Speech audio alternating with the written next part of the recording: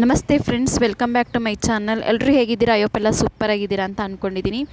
ಇವತ್ತಿನ ರೆಸಿಪಿ ಬಂದು ಒಂದು ಸಾಂಬಾರ್ ರೆಸಿಪಿಯನ್ನು ತೋರಿಸ್ತಾ ಇದ್ದೀನಿ. ಇದರಲ್ಲಿ ಏನು ಸ್ಪೆಷಲ್ ಅಂದರೆ ಈರುಳ್ಳಿ, ಬೆಳ್ಳುಳ್ಳಿ, ಟೊಮೊಟೊ ಹಾಗೆ ಸಾಂಬಾರು ಪುಡಿ ಬಳಸದೆ ನಾನು ಸಾಂಬಾರು ಮಾಡಿರೋವಂಥದ್ದು. ತುಂಬಾ ಚೆನ್ನಾಗಿರುತ್ತೆ. ಇದನ್ನು ಬ್ರಾಹ್ಮಣರು ಜಾಸ್ತಿ ಬಳಸ್ತಾರೆ. ಸೊ ಅವರ ಒಂದು ಸ್ಟೈಲಲ್ಲಿ ಮಾಡಿರುವಂಥ ಸಾಂಬಾರು ಅಂತಲೇ ಹೇಳ್ಬೋದು. ಹಾಗೆ ಬೂದ್ಗುಂಬಳಕಾಯಿನ ಆಲ್ಮೋಸ್ಟ್ ಸಾಂಬಾರಿಗೆ ಯಾರು ಅಷ್ಟಾಗಿ ಬಳಸೋದಿಲ್ಲ. ಸೊ ಇದನ್ನು ಪೂಜೆಗೆ ಅಂತ ಬಳಸ್ತಾರೆ. ಬಟ್ ಸಾಂಬಾರು ಮಾಡಿದ್ರೆ ಕೂಡ ತುಂಬಾ ಚೆನ್ನಾಗಿರುತ್ತೆ. ಇದರಲ್ಲಿ ಸುಮಾರು ರೆಸಿಪೀಸ್ ಮಾಡ್ಬೋದು. ಪಲ್ಯ ಮಾಡ್ಬೋದು, ಸಾಂಬಾರು ಮಾಡ್ಬೋದು, ಹಾಗೆ ಹಲ್ವಾ ಮಾಡ್ಬೋದು. ಸುಮಾರು ರೆಸಿಪೀಸನ್ನು ನಾವು ಇದರಲ್ಲಿ ಬೂದ್ಗುಂಬಳಕಾಯಲ್ಲಿ ಮಾಡ್ಬೋದು. ನಾನೇನು ಇದು ಪರ್ಚೇಸ್ ಮಾಡ್ಕೊಂಡು ಏನು ತೊಗೊಂಬಂದಿದ್ದಲ್ಲ. ಸೊ ಮನೆ ಹತ್ರನೇ ಒಂದು ಗಿಡ ಬೆಳೆದಿತ್ತು. ಹಂಗಾಗಿ ಗಿಡದಲ್ಲಿ ಹುಟ್ಟಿರೋದ್ರಿಂದಾಗಿ ನಾನಿದು ಟ್ರೈ ಮಾಡೋಣ ಅಂತ ಟ್ರೈ ಮಾಡಿದೆ. ತುಂಬಾ ಚೆನ್ನಾಗಿ ಬಂದಿತ್ತು. ಸೊ ಹಾಗಾಗಿ ನಿಮಗೂ ಕೂಡ ಶೇರ್ ಮಾಡ್ತಾಯಿದ್ದೀನಿ. ಸೊ ಖಂಡಿತ ಒಂದು ಸಲ ಟ್ರೈ ಮಾಡಿ. ತುಂಬಾ ಇಷ್ಟಪಡ್ತೀರಾ, ಅಷ್ಟು ಚೆನ್ನಾಗಿ ಬಂದಿದೆ ಸಾಂಬಾರು. ಸೊ ಸಾಂಬಾರು ಮಾಡೋದಕ್ಕೂ ಫಸ್ಟು ಬೂದ್ಗುಂಬಳಕಾಯಿದು ಸಿಪ್ಪೆ ಎಲ್ಲ ಫಸ್ಟ್ ತಕ್ಕೊಳ್ಬೇಕು. ಅಂದರೆ ಮೇಲ್ಗಡೆ ಇರೋಂಥ ಸಿಪ್ಪೆ ಮತ್ತು ಒಳಗಡೆ ಇರೋಂಥ ತಿರುಳು ಅದನ್ನೆಲ್ಲ ತಕ್ಕೊಳ್ಬೇಕು. ಅದೊಂದು ಸ್ವಲ್ಪ ಕಷ್ಟ ಅಂತಲೇ ಹೇಳ್ಬೋದು. ಸೊ ಮೊದಲನೇದಾಗಿ ಅದು ಒಳಗಡೆ ಇರೋಂಥ ತಿರುಳು ಅದನ್ನೆಲ್ಲ ನೀಟಾಗಿ ತಕ್ಕೊಂಡು ಆಮೇಲೆ ನಾವು ಒಂದು ಸ್ವಲ್ಪ ಚಿಕ್ಕ ಚಿಕ್ಕದಾಗಿ ಪೀಸಸ್ ಆಗಿ ನಾವು ಮಾಡ್ಕೊಳ್ಬೇಕು. ಅಂದರೆ ಸಾಂಬಾರಿಗೆ ನಾವು ಈಗ ಹೇಗೆ ಆಲೂಗಡ್ಡೆ ಪೀಸ್ ಮಾಡ್ಕೊಂಡು ಹಾಕೊತೀವೋ ಅಷ್ಟು ಸೈಜ್ ಆದರೆ ಸಾಕು. ತುಂಬ ಸೈಜ್ ಆದರೆ ಅಷ್ಟು ಚೆನ್ನಾಗಿರಲ್ಲ. ನೋಡಿಕೊಂಡು ಒಂದು ಮೀಡಿಯಮ್ ಸೈಜಲ್ಲಿ ನಾವು ಕಟ್ ಮಾಡಿ ಇಟ್ಕೊಳ್ಬೇಕು. ಫ್ರೆಂಡ್ಸ್, ಇದಕ್ಕೆ ತುಂಬ ಟೈಮ್ ಕೂಡ ಅವಶ್ಯಕತೆ ಇಲ್ಲ. ಒಂದು 10 ನಿಮಿಷದಲ್ಲಿ ಮಾಡ್ಕೊಳ್ಬಿಡ್ಬೋದು. ಅಷ್ಟು ಈಸಿಯಾಗಿರೋ ಅಂಥ ಸಾಂಬಾರು ರೆಸಿಪಿ ಅಂತಲೇ ಹೇಳ್ಬೋದು. ಸೊ ಖಂಡಿತ ಒಂದ್ಸಲ ಟ್ರೈ ಮಾಡಿ. ಸೊ ಈ ಥರ ಸಣ್ಣಗೆಲ್ಲ ಹಚ್ಕೊಂಡಿದ್ಮೇಲೆ ಒಂದು ಕಡೆ ಸಪ್ರೇಟಾಗಿ ಎತ್ತಿಟ್ಕೊಳ್ಳೋಣ. ಈಗ ಮಸಾಲೆಗೆ ರೆಡಿ ಮಾಡ್ಕೊಳ್ತಾ ಇದ್ದೀನಿ. ಸೊ ಮೊದಲನೇದಾಗಿ ಒಂದು ಪ್ಯಾನ್ ಇಟ್ಕೊಂಡು ಇದಕ್ಕೆ 1 ಸ್ಪೂನಷ್ಟು ಕಡಲೆಬೇಳೆ ಹಾಕ್ಕೊತಾ ಇದ್ದೀನಿ. ಹಾಗೆ 1 ಸ್ಪೂನಷ್ಟು ಉದ್ದಿನಬೇಳೆ, ಇದೆಲ್ಲ ಸ್ವಲ್ಪ ಲೋ ಫ್ಲೇಮಲ್ಲಿ ಹುರ್ಕೊಳ್ಬೇಕು. 1 ಸ್ಪೂನಷ್ಟು ಜೀರಿಗೆ, ಹಾಗೆ ಒಂದು ಅರ್ಧ ಸ್ಪೂನಷ್ಟು ಮೆಂತ್ಯ, ಒಂದು 2-3 ಪೀಸಷ್ಟು ಚಕ್ಕೆ, ನೀವು ಬೇಕಂದರೆ ಆ್ಯಡ್ ಮಾಡ್ಬೋದು, ಇಲ್ಲಾಂದರೆ ಬೇಡ. ಹಾಗೆ ಮೆಣಸು, ಒಂದು ಅರ್ಧ ಸ್ಪೂನಷ್ಟು ಮೆಣಸು, ಹಾಗೆ ಬ್ಯಾಡ್ಗೆ ಮೆಣಸಿನ್ಕಾಯಿ, ಇಷ್ಟನ್ನು ಕೂಡ ಹಾಕ್ಕೊಂಡು ನಾವು ಲೋ ಫ್ಲೇಮಲ್ಲಿ ಹುರ್ಕೊಳ್ಬೇಕು. ಹಾಗೆ ಒಂದು ಅರ್ಧ ಸ್ಪೂನಷ್ಟು ಸಾಸಿವೆ ಹಾಕ್ಕೊಳ್ತಾ ಇದ್ದೀನಿ. ಈ ಸಾಸಿವೆ ಹಾಕ್ಕೊಳ್ಳೋದ್ರಿಂದ ಕೂಡ ಸಾಂಬಾರು ಟೇಸ್ಟ್ ಚೆನ್ನಾಗಿ ಬರುತ್ತೆ ಮತ್ತು ಒಂದು ಫ್ಲೇವರ್ ಬರುತ್ತೆ. ಈಗ ಮೆಂತ್ಯ ಸಾಸಿವೆ ಹಾಕಿದಾಗ ಒಂದು ಟೇಸ್ಟ್ ಎಕ್ಸ್ಟ್ರಾ ಕೊಡುತ್ತೆ. ಈ ಸಾಂಬಾರಿಗೆ ಇದು ಮೇಯ್ನ್ ಈ ಒಂದು ಮಸಾಲೆ ಅಂತಲೇ ಹೇಳ್ಬೋದು. ಸೊ ಇದನ್ನು ಲೋ ಫ್ಲೇಮಲ್ಲಿ, ಹಾಗೆ ಡ್ರೈ ಆಗೇ, ಆಯಿಲೇನು ಹಾಕೋ ಅವಶ್ಯಕತೆ ಇಲ್ಲ, ಡ್ರೈ ಆಗೇ ಇದನ್ನು ಸ್ವಲ್ಪ ರೋಸ್ಟ್ ಅಂದರೆ ಕಲರ್ ಚೇಂಜ್ ಆಗೋವರೆಗೂ ಇದನ್ನು ಫ್ರೈ ಮಾಡ್ಕೊಳ್ಬೇಕು, ರೋಸ್ಟ್ ಮಾಡ್ಕೊಳ್ಬೇಕು. ಸೊ ನಿಮಗೆ ಗೊತ್ತಾಗುತ್ತೆ, ಅದು ಒಂದು ಘಮ ಘಮ ಅಂತ ಒಂದು ಪರಿಮಳ ಬರುತ್ತೆ. ಹಾಗೆ ಕಲರ್ ಸ್ವಲ್ಪ ಚೇಂಜ್ ಆಗುತ್ತೆ. ಇದಕ್ಕೆ ನಾನಿವಾಗ ಒಂದು ಸ್ವಲ್ಪ ಒಂದು ಸ್ಪೂನಷ್ಟು ನಾನು ಕರಿಬೇವಿನ ಸೊಪ್ಪು, ಹಸಿ ಕರಿಬೇವಿನ ಸೊಪ್ಪು ಹಾಕ್ಕೊತಾ ಇದ್ದೀನಿ. ಇದು ಕೂಡ ಕರಿಬೇವಿನ ಸೊಪ್ಪು ಒಂದು ಎಕ್ಸ್ಟ್ರಾ ಟೇಸ್ಟ್ ಕೊಡುತ್ತೆ ಅಂತಲೇ ಹೇಳ್ಬೋದು. ಇದು ರೆಡಿ ಆವಾಗ ಮಾಡಿಕೊಂಡು ಮಸಾಲೆ ಆವಾಗೇ ಮಾಡೋ ಅಂಥದ್ದು. ನೀವು ಬೇಕಂದರೆ ಇದನ್ನು ಪುಡಿನ ಸ್ವಲ್ಪ ಮಾಡಿ ಕೂಡ ಇಟ್ಕೊಳ್ಬೋದು. ನೀವೇನಾದರೂ ಪದೇ ಪದೇ ಮಾಡ್ತೀರಾ ಅಂತ ಅಂದ್ಕೊಂಡಿದ್ರೆ ಇದನ್ನು ಪುಡಿ ಬೇಕಿದ್ರೆ ರೆಡಿ ಮಾಡಿ ಇಟ್ಕೊಳ್ಬೋದು. ತುಂಬಾ ಚೆನ್ನಾಗಿರುತ್ತೆ ಇದನ್ನು. ಸೊ ಲೋ ಫ್ಲೇಮಲ್ಲಿ ಕಲರ್ ಚೇಂಜ್ ಆಗೋವರೆಗೂ ಹುರ್ಕೊಳ್ಬೇಕು. ಈಗ ನೋಡಿ ಆಲ್ಮೋಸ್ಟ್ ಆಗಿದೆ, ಗೊತ್ತಾಗ್ತಾ ಇದೆ ಅಂದ್ಕೊಂಡಿದ್ದೀನಿ ನಿಮಗೆ ಕಲರ್ ಚೇಂಜ್ ಆಗಿರೋ ಅಂಥದ್ದು. ಸೊ ಇದು ಒಂದು ಸ್ವಲ್ಪ ತಣ್ಣಗಾಗಬೇಕು. ತಣ್ಣಗಾದ್ಮೇಲೆ ಇದನ್ನು ಮಿಕ್ಸಿ ಮಾಡ್ಕೊಳ್ಬೇಕು. ಸೊ ಇದಕ್ಕೆ ಮೇಯ್ನಾಗಿ ನಾವು ಟೊಮೊಟೊ ಬಳಸಿಲ್ಲ, ಹಂಗಾಗಿ ಹುಣಸೆಹಣ್ಣನ್ನು ಬಳಸ್ತಾ ಇದ್ದೀನಿ. ಒಂದು ನಿಂಬೆ ಹಣ್ಣಿನ ಗಾತ್ರಕ್ಕಿಂತ ಇನ್ನೂ ಕಡಿಮೆನೇ ಹುಣಸೆಹಣ್ಣು ತೊಗೊಂಡು ತೊಳೆದು ಇಟ್ಕೊಂಡಿದ್ದೀನಿ. ಹಾಗೆ ಒಂದು ಬಟ್ಲಷ್ಟು ನಾನು ಕಾಯಿ ತೊಗೊಂಡಿದ್ದೀನಿ. ಕಾಯಿ ಮತ್ತು ಕೊತ್ತಂಬರಿ ಸೊಪ್ಪು ಇವೆರಡು ರುಬ್ಬಕ್ಕೆ ಹಾಕ್ಕೊಂಡಿದ್ದೀನಿ. ಹಾಗೆ ನಾವೇನು ಹುರಿದಿಟ್ಕೊಂಡಿದ್ವಲ್ಲ ಒಂದು ಪದಾರ್ಥಗಳನ್ನೂ ಕೂಡ ಡ್ರೈ ರೋಸ್ಟ್ ಮಾಡ್ಕೊಂಡಿರೋದನ್ನು ಕೂಡ ನಾನು ರುಬ್ಬೋದಕ್ಕೆ ಹಾಕ್ಕೊಳ್ತಾ ಇದ್ದೀನಿ. ಸೊ ಇದು ಏನಂದರೆ ನೈಸಾಗಿ ಪೇಸ್ಟ್ ಮಾಡ್ಕೊಳ್ಬೇಕು.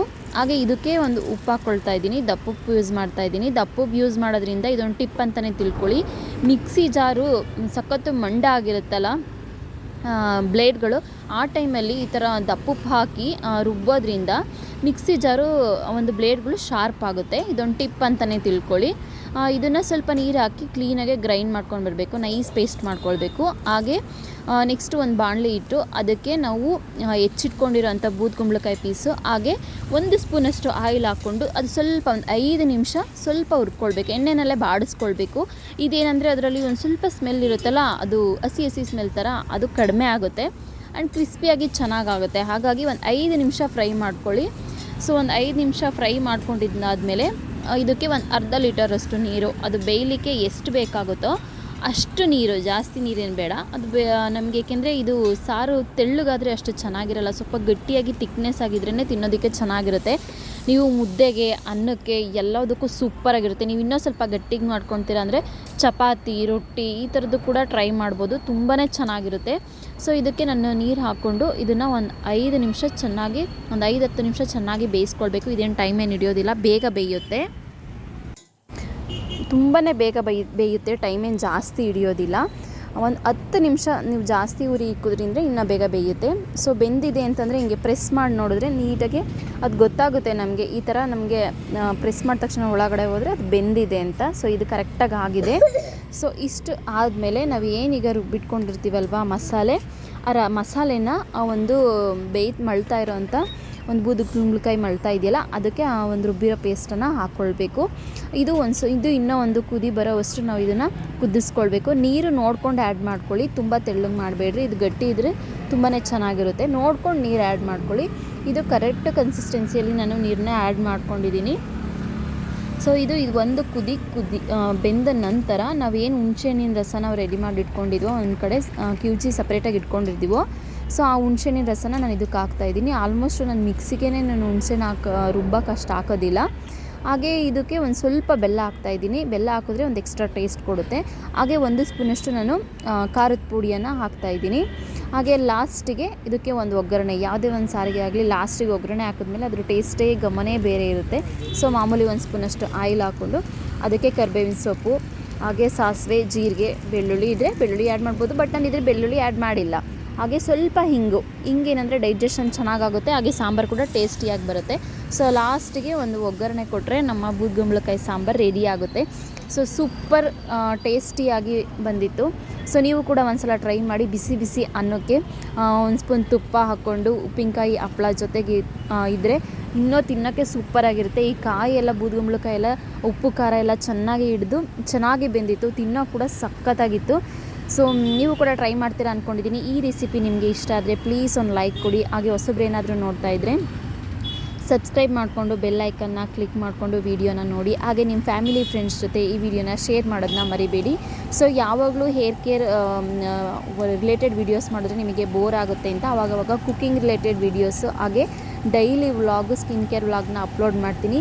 ಸೊ ನಿಮಗೆ ಬೇರೆ ಯಾವುದಾದ್ರೂ ವೀಡಿಯೋಸ್ ಬೇಕಂದರೆ ಖಂಡಿತ ನನಗೆ ಕಾಮೆಂಟ್ ಮಾಡಿ. ಸೊ ನನ್ನ ವೀಡಿಯೋಸ್ ಯಾರೆಲ್ಲ ನೋಡ್ತಾ ಇದ್ದೀರಾ ಎಲ್ರಿಗೂ ಕೂಡ ಥ್ಯಾಂಕ್ ಯು ಸೋ ಮಚ್. ನಿಮ್ಮ ಸಪೋರ್ಟ್ ಹೀಗೆ ಇರಲಿ. ಸೊ ಪ್ಲೀಸ್ ಸಬ್ಸ್ಕ್ರೈಬ್ ಮಾಡಿಕೊಂಡು ವಿಡಿಯೋ ನೋಡೋದನ್ನು ಮರಿಬೇಡಿ. ನಾಳೆ ಇನ್ನೊಂದು ಇಂಟ್ರೆಸ್ಟಿಂಗ್ ವಿಡಿಯೋ ಹಾಕೋದಕ್ಕೆ ರೆಡಿ ಆಗಿದ್ದೀನಿ. ಕಾಯ್ತಾ ಇರಿ ಫ್ರೆಂಡ್ಸ್.